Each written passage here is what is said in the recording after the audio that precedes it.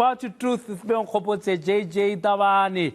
We're coming to you live from Hyde Park here in Johannesburg. Hey, Botswana, man. They showed us the way. Hey, I want to talk about that. But my guest tonight is Dr. Tebe Ikalafeng, who's the new author of the book, The Traveler.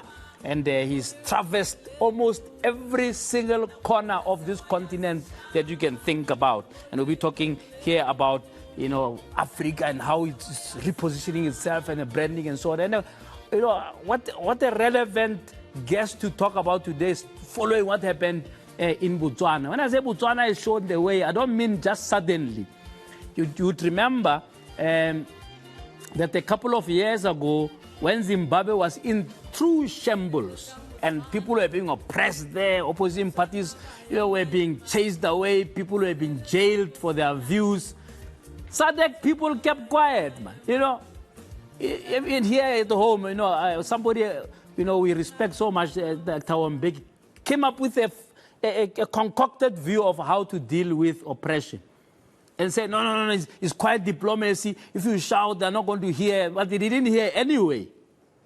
And Botswana was one of the first countries that said to Zimbabwe, stop your nonsense. Botswana, what of all the... I'm sure we're not here together, Botswana, hey, we can't be drinking tea with you. Stop what you are doing to your people. And Botswana started to show the way there. But now they've shown the way at home, where a party that's been in power for decades, man. I mean, it's just a one-party state, to say the least. The party that's been in power for decades was shown the door. And it's interesting that, you know, people like the eNCA at home, the irony doesn't befall their words. But no, congratulations to Botswana, you know, they've accepted the results. But the irony doesn't befall them. You know, in ANC speak, if you are a student and you get 40%, upasi, keep passing over. Now, they are going around as if they didn't lose elections. That's why you shouldn't be surprised when they say kids can pass at 30 and pass matric at 30. How do you pass matric at 30 and 40? But what's worse, you know, if you get 49, you know, you university bar ukraya sa boys, so we find another chance to ride. This guy's got 40, go 40 who fails. It's a fail. But they go into negotiations and get a distinction. How does that happen? You got 40% of the vote, but you got 75% of the cabinet. Or you got a fail, and then the result is that you create a distinction. No. Arena doesn't befall them. Hey, congratulations to Botswana. Hey. No. You got to be out. When you are at 40, you must be in the opposition benches, not concoct some governance regime that will give you a sense that you have won elections when you have not. Anyway, Botswana leads the way. You would remember that last year, the outgoing government started to talk to De Beers and say, hey, man, we need those minerals for the people of Botswana.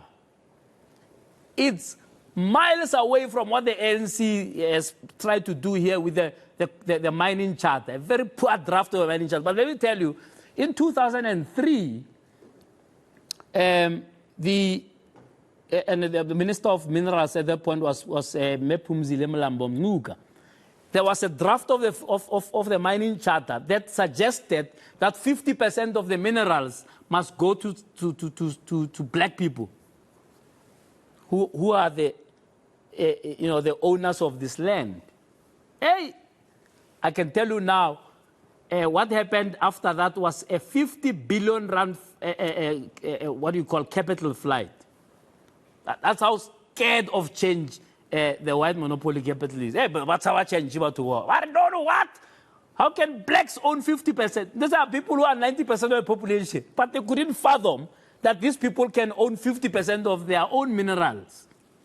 There was a capital flight, and of course the government went straight back into its hole and come up with something. I think they said 26% or whatever. Even that, they still rejected it. They came up with something called the royalty bill, which was another backdoor way of coming back to that charter. That was again rejected. So Botswana has led the way again by saying to the bears, no, come, let's talk about a proper sharing of this wealth. And I hope that the new government will follow through on that particular project to make sure that the people of Botswana can actually enjoy the minerals of that country. And not, we shouldn't have this thing where particularly international, multinationals and so come there, and when you talk to them about indigenization, no, you must partner with locals, but no, we are going to leave, we are going to pull out our investments, and I'm going to make a dedicated show where I just expose these multinationals. But they are going up and down. And they go and they concoct deals which make them bypass BEE, bypass even the poor substitute called equity equivalence. But Botswana has led the way, not with our minerals. I want to commend the people of Botswana for that song was saying, Botswana ba ema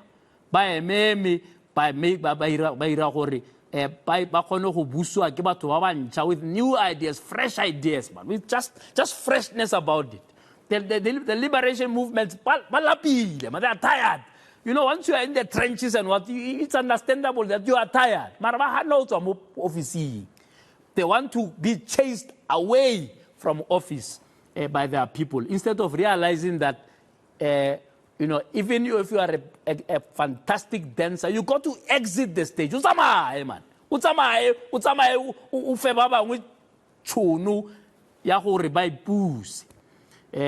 So re tla re fela fo batho ba Botswana mo gala makapa ra lebogisa. Mara kwa America they did the opposite. Wa bona ho electa motho to be president of a country, especially if it's direct election.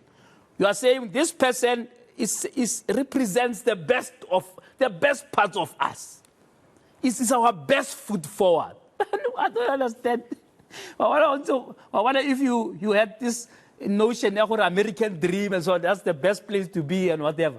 After you see what they've chosen as their best foot forward, I hope you'll change your mind. I hope you will truly change your mind. When a whole nation chooses somebody who's so sexist, so racist, so xenophobic, all the terrible parts of human beings are found there. But no, let him govern the most powerful nation on earth. Yeah, last week, really, I want to say flames. And then finally, I want to talk a little bit about Mozambique. Earlier on, I was talking about how Zimbabwe was allowed to oppress its own people in the faces of its neighbors. Without, in broad daylight, without even flinching. Wait. The history is repeating itself in Mozambique. Do you think you'll hear President Ramaphosa say a bad word about what's happening over there? Oh, maybe we haven't had enough people die there yet.